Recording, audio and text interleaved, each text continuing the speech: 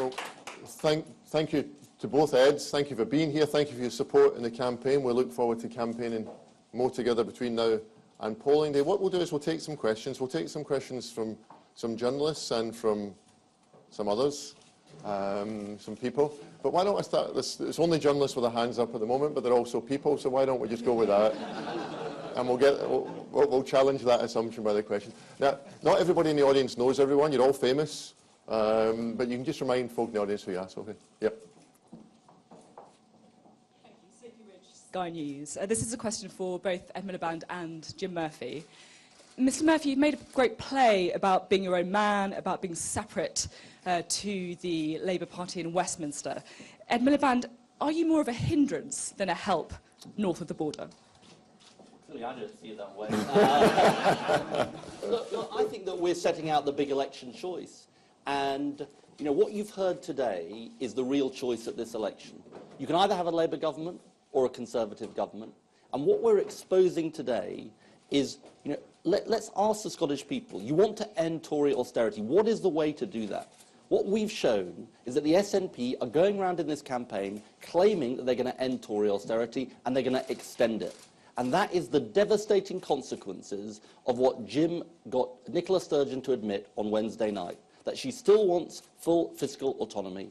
And there's no two ways about it. It's independent figures that are showing that. And just to say, Sophie, I'm going to be here a lot during the rest of this campaign because this is of huge consequence for the people of Scotland and the people of the United Kingdom. Okay. Listen, I'll do all three of you. How about that? And I'll answer yours in a wee sec. Yep.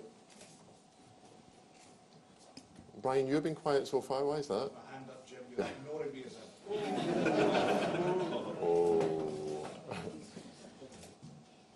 Lucy Manning, BBC News. Isn't the fact that whatever you say about the SNP, the polls suggest that you are facing wipeout in Scotland?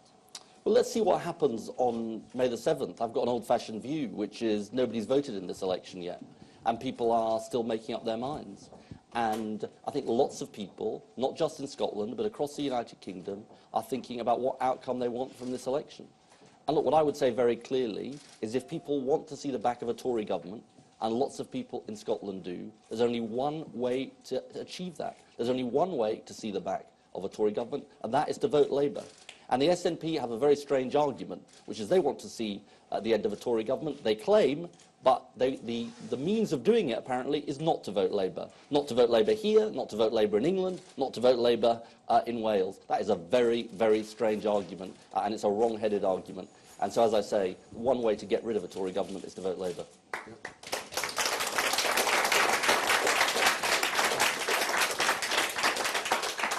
Carl Dillon, ITV News. You've clearly got a great big problem here in Scotland. You think today you've got quite a big answer for it. Why aren't we seeing you out on the streets of Scotland putting that argument to voters yourself? Well, I'm going to be going around later on and meeting voters. Absolutely, I'm going to be doing that, and I'm going to be doing that throughout this campaign, Carl. And look, this is a message that we're going to take right across Scotland and right across the United Kingdom. And you know the way I'm running this campaign, which is by going out and meeting ordinary voters, and that's what we'll be doing today. Okay. Now, we've had three visitors. Brian. Thank you very much. Brian Taylor, BBC Scotland. Mr Murphy, if the parties, whatever the election result, there will be sufficient parties in Westminster supporting the Union that you can thwart full fiscal autonomy by simply voting it down. Can we assume from the fact that you're really talking up this as a serious threat that you're equally seriously scared of Nicola Sturgeon? I think what you can take it as is that we're doing what is the right thing to do in an election campaign, which is to put forward our own proposals, and we're putting forward positive proposals about how we can change Scotland and change the United Kingdom, and we're examining our opponents' proposals. And I don't think that's illegitimate. Now, no doubt the SNP will cry foul, but all we're doing is saying, what are their proposals? And what are they saying about their own proposals? Now, let's hear the answers. Let's hear the answers from Nicola Sturgeon about where the £7.6 billion black hole is going to be filled from. The higher taxes, the cuts in spending, the cuts to the pension as they opt out of the UK pension. I think these are basic questions that any party going into an election should be able to answer. And Brian, just to pick up on that and a couple of other points, I don't think everyone wants to hear from all three of us on all questions, Brian, but what's different is that they've taken what was a slogan, a kind of what sounds like a kind of kind of banal advertising slogan of full fiscal autonomy, and it was always a slogan in search of a policy. And they've acknowledged in the debate on Wednesday evening that they've taken this slogan into a policy and they will vote for it. And it collides with some truths. It collides with the truth that Ed Balls has spoken about, this indisputable fact of the £7.6 billion, not Labour Party kind of publicity, not any party's publicity, but independent authoritative figure, £7.6 billion. And when that fact goes alongside the clear commitment to vote in the House of Commons for Scotland to cut itself off from the pooling and sharing of resources, and to cut itself off from being involved in the UK state pension system, because you cannot say we're only going to spend that what we raise in Scotland and say you can still be a part of the UK state pension system or the public sector pension system. It's a complete contradiction. And as to the first couple of points from Lucy and Sophie, like David Cameron, with a Scottish-sounding surname as a Prime Minister, entirely out of touch with the nation of his ancestors. And he can't win seats in Scotland.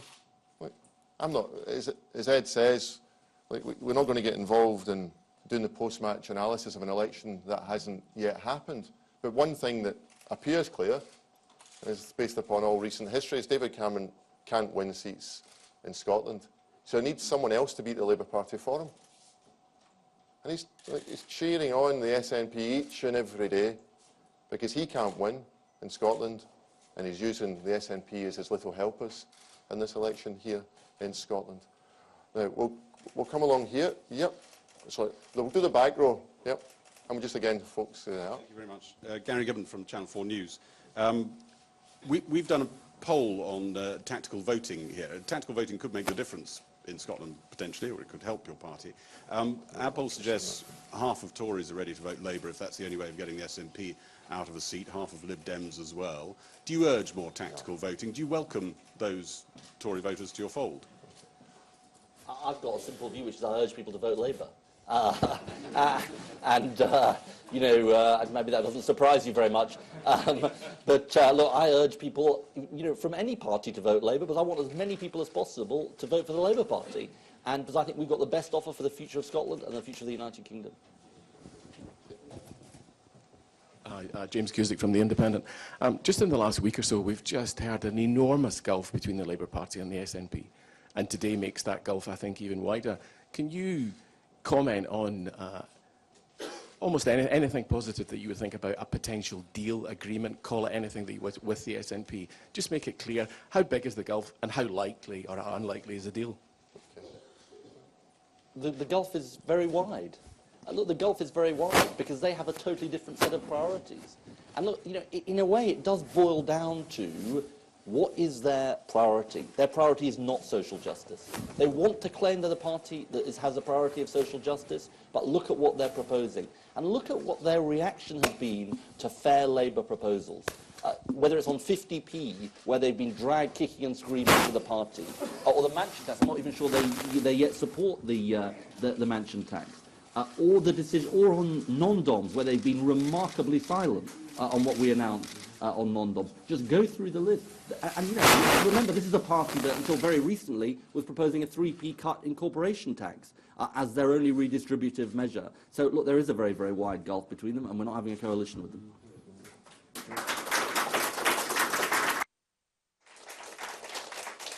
We'll take someone who arrived too late to get a seat.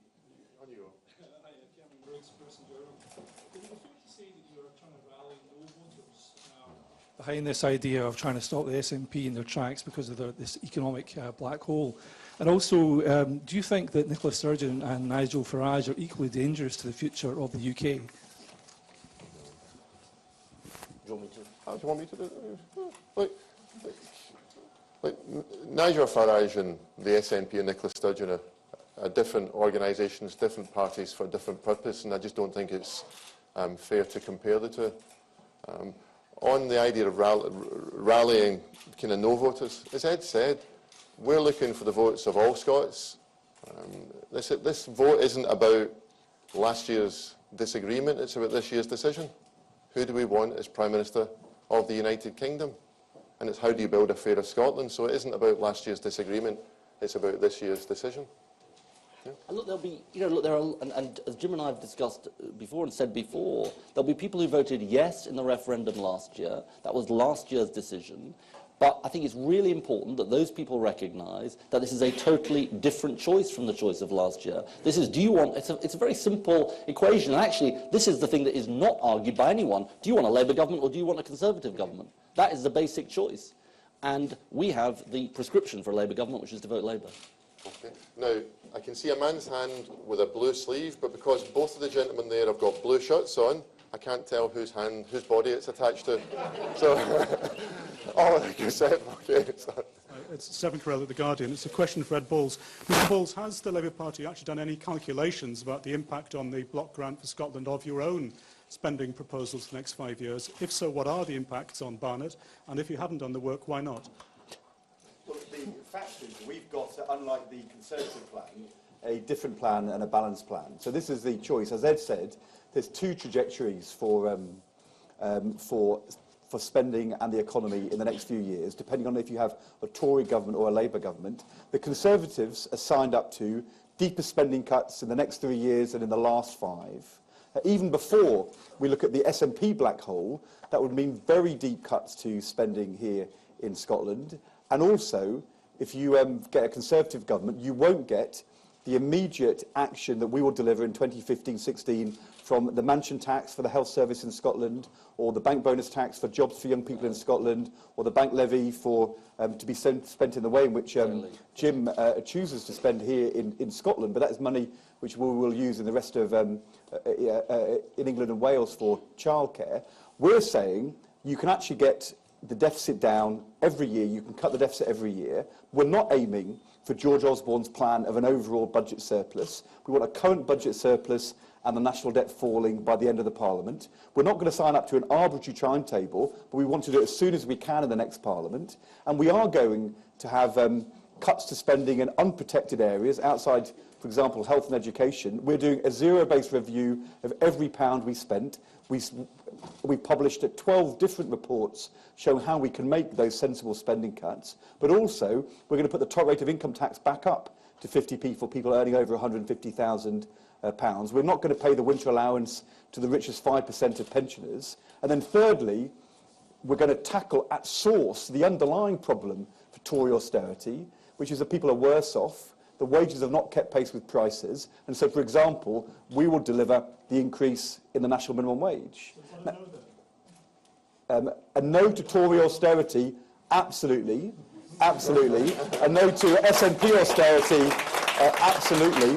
What we want to do is to reject those deep cuts in spending. And if you elect a Labour government, there will be immediate additions this year to spending in Scotland for the National Health Service, education and jobs for young people. Vote Tory, you won't get those.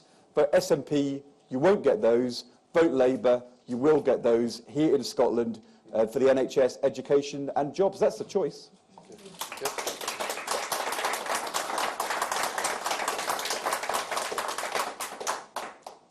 Andrew Nicholl from The Sun. Mr Miliband, I think everybody in the room would agree that you've presented a very devastating case of the SNP policy. Excellent, thank you. But we look forward to reading it in tomorrow's Sun. But have you not also, by That's a blocking great it, question. Yeah. have you not also, by blocking it, defused it? Would it not have been a bit more savvy to say that if we vote for this, we would get it, because you've now made it safe to vote for the SNP because it's not going to happen? It's a rather interesting argument, if I may say so. Look, I think it goes back to the answer that I gave to Brian earlier on, which is, this is what they are putting forward at this election. And I think it's a rather conventional view of elections that parties should be judged on the proposals they put forward. And this is their plan. And this is a plan, they're not resiling from this plan, they are doubling down on this plan. That's what Nicola Sturgeon did on Wednesday night in the debate with Jim. She said this is her plan, this is what she wants, this is what she's arguing for, and I think we need to judge them on those proposals. And that's what's new about this, Andy, is that Nicola Sturgeon said on Wednesday they would vote for this in the House of Commons. So before Scots are invited to put a cross in the box in any of the ballot papers, they should know, and after Wednesday they do know, that they're voting, if they vote for the SNP, they're voting for a party that says we're on our own within the United Kingdom when it comes to pooling and sharing resources, and we'll have to handle this £7.6 billion gap on our own. Yep, Hamish. Just to add, Jim, if of course. if I may, if you take that SNP plan to that 7.6 billion cut, extending austerity, we don't agree with it because we think that's the wrong approach. The one thing you know is if there's a Tory government, the Tory government are happy for the SNP to extend austerity. There's a commonality of interest here. You're a Tory Prime Minister, but you're not going to have David Cameron and George Osborne turn around to the SNP and say, I'm really sorry, we're not going to let you have deeper cuts in public spending in Scotland. That's exactly what they want. That's the actual truth about it.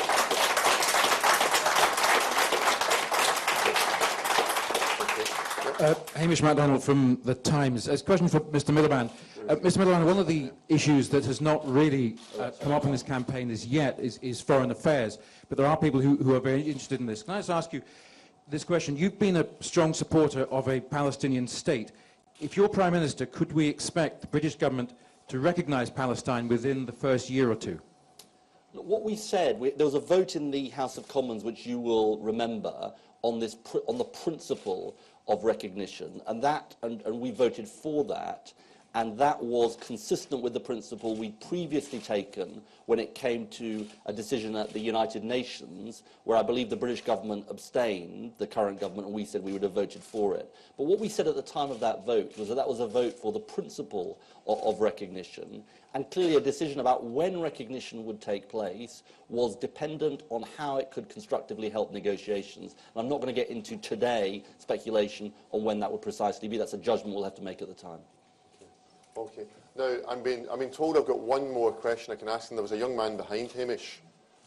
Yep, that's you, Bernard. I was told you wanted to ask a question. You don't? The lady in the back. Okay. The man at the back, the man in the back row.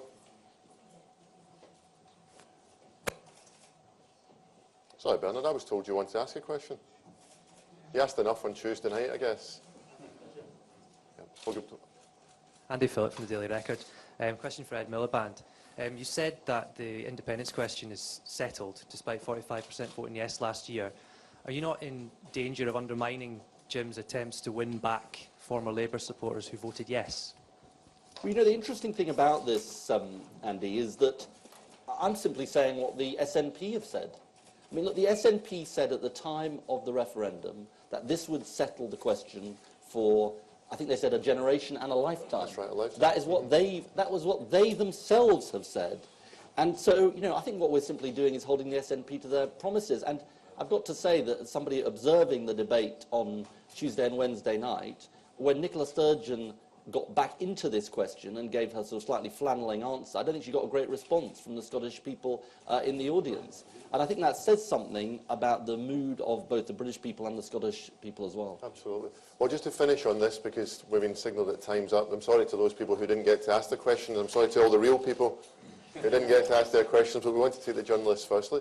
Just on this issue about social justice and other matters that have been raised, and the full fiscal autonomy. Look, when it comes to the mansion tax, and I said this the other night on the telly, we're going to use this mansion tax across the UK. It's a UK-wide tax to fund the NHS in terms of the announcements that have already been made. But under full fiscal autonomy, the fact that only 1/3 of 1% of the money raised on the mansion tax is generated here in Scotland, and yet through the Barnett formula we get a fair share of that money of pooling and sharing resources all across the UK. Now the SNP have said, by voting for full fiscal autonomy in the House of Commons, they would vote for Scotland only to get 1/3 of 1% to fund public services here in Scotland. I'm saying this for the benefit of the journalists, perhaps, who are on the UK-wide election tour, and that's what they've voted for. And folk who don't follow the twists and turns of everyday politics here in Scotland may not be aware that in the vote in the Scottish Parliament in recent weeks, the SNP, including Nicola Sturgeon, voted against a 50p tax rate. And the SNP talk like radicals and act like conservatives when it comes to these issues, and that's the truth.